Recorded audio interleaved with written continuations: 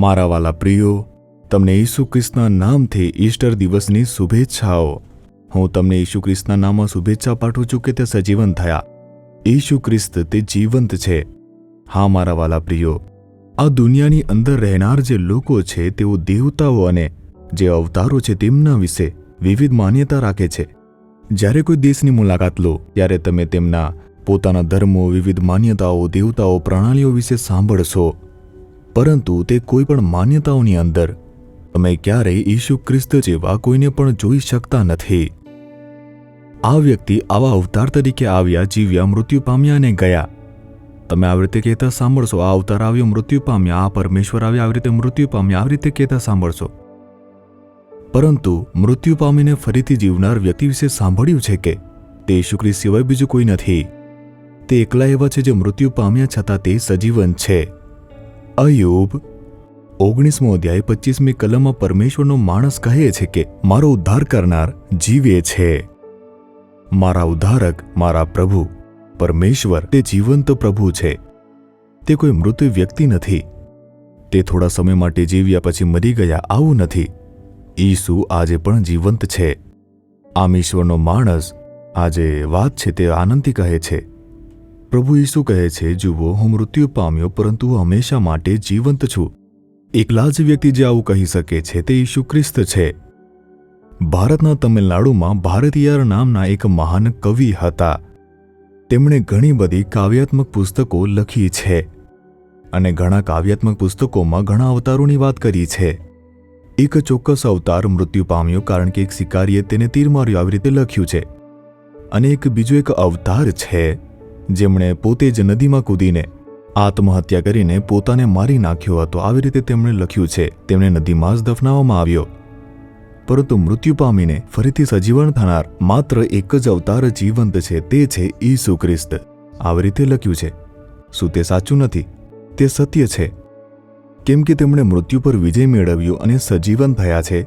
જો તેમાં વિશ્વાસ કરશો તો તમને પણ એક શાશ્વત જીવન મળશે। ઈસુ ખ્રિસ્તના જીવંત થવાથી આપણે પાપથી મુક્ત થયા છીએ, શ્રાપથી મુક્ત થયા છીએ, શૈતાનના કાર્યોથી મુક્ત થયા છીએ। આપણી પાસે સાચી શાંતિ અને ભવિષ્યની સાચી આશા છે। જો તે સજીવન થયો ન હોત તો મારો ઉપદેશ વ્યર્થ જતો। હું શા માટે મૃત્યુ વ્યક્તિનો ઉપદેશ આપું? હું શા માટે મૃત્યુ વ્યક્તિ વિશે વાત કરું અને વર્ણન કરું કે તેની કબર આ છે, આ તે છે જ્યાં તેમનું મૃત્યુ થયું હતું, આ તે છે જ્યાં તેમને દફનાવવામાં આવ્યો હતો, આવી રીતે હું કેમ વાત કરું? ઈસુ મૃત્યુ પામ્યા છતાં જીવે છે। એ જ ઈસુ ખ્રિસ્ત તમારી સાથે વાત કરે છે। તમારા માટે તે મૃત્યુ પામી સજીવન થયા। તેમણે તમારા બધા જ પાપોને, શ્રાપને, દુઃખ અને પીડાઓને વધસ્તંભ ઉપર સહન કરી। તેમણે મૃત્યુ પામી વિજય મેળવ્યો, જાહેર કર્યું કે હું વિજય છું। તેમણે તમને વિજય આપવા માટે કર્યું। તમારા જીવનમાં દરરોજ કેટલા સંઘર્ષો આવે છે। તમારા પર પાપ આવ્યા, બીમારી આવ્યા, શૈતાનના કાર્યો આવ્યા, માણસોના સંઘર્ષો આવ્યા, તો ઈસુએ વિજય મેળવ્યો છે, તમને વિજય આપ્યો છે। તે સજીવન થયા કારણ કે તે મારા હૃદયમાં છે। મને મૃત્યુનો ડર નથી, મને કોઈ પણ બાબતથી ડર નથી। શૈતાન તે સંઘર્ષો લાવશે, લોકો મારી વિરુદ્ધ ઊભા થઈ શકે, પરંતુ ભય તે મને દબાવી શકતો નથી, કારણ કે હું જે ઈસુમાં વિશ્વાસ કરું છું તે મૃત્યુ પામ્યા છતાં સજીવન છે। તે એક વિજેતા છે અને તે મને પણ વિજય આપે છે। વિજય આપવા માટે તે સજીવન થયા કારણ કે તે વિશ્વાસ મને મજબૂત બનાવે છે।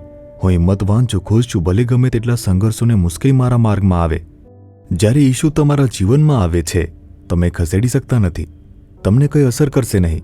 સમસ્યાઓ અને સંઘર્ષો એવી રીતે ઉભરી શકે છે જાણે કે તેઓ તમને નુકસાન પહોંચાડવાના હોય, પરંતુ કંઈ પણ તમને દબાવશે નહીં, ડૂબાડી શકશે નહીં। તમે હિંમતભેર ઊભા રહીને કહો, મારો ઉદ્ધારક જેને હું વિશ્વાસ કરું છું જીવન છે। તે જીવન છે તો શા માટે પરેશાન થાવ છો? તે જીવિત છે તો શા માટે તમે ડરી રહ્યા છો? તે જીવિત છે તો શા માટે તમે ચિંતા કરી રહ્યા છો? એનો અર્થ છે કે તમે તેમનું અપમાન કરો છો। જો તમારા કાર્યો દર્શાવે છે કે તે મૃત્યુ પામ્યા છે તો તમે અપમાન કરો છો। તેથી આજે પણ હિંમતભેર કહો કે મારો ઉદ્ધારક જીવિત છે। હું ડરીશ નહીં, પરેશાન થઈશ નહીં, નિરાશ થઈશ નહીં। મારો ઉદ્ધારક જીવિત છે, તે મને વિજય આપનાર છે। શું તમે કહેશો? હિંમતભેર કહેશો? હમણાં જ તમે કહો, હે પ્રભુ, તમે મૃત્યુ પર વિજય મેળવ્યો, વિજય રીતે સજીવન થયા છો। મારા ઉદ્ધારક, મારા તારણહાર, મારા પ્રભુ, તમે હંમેશ માટે જીવંત છો। તેથી હું ક્યારે પણ ડરીશ નહીં અથવા પરેશાન થઈશ નહીં, હું નિરાશ થઈશ નહીં, મને કોઈ પણ દબાવશે નહીં। મને વિજય આપનાર પ્રભુ ઈસુ ખ્રિસ્તની સ્તુતિ થાવ, સ્તુતિ થાવ। Amen amen. Jesus Redeems Gujarati YouTube ચેનલને સબસ્ક્રાઇબ કરો. દરેક નવા કાર્યક્રમની માહિતી મેળવવા માટે બેલ આઇકન પર ક્લિક કરો.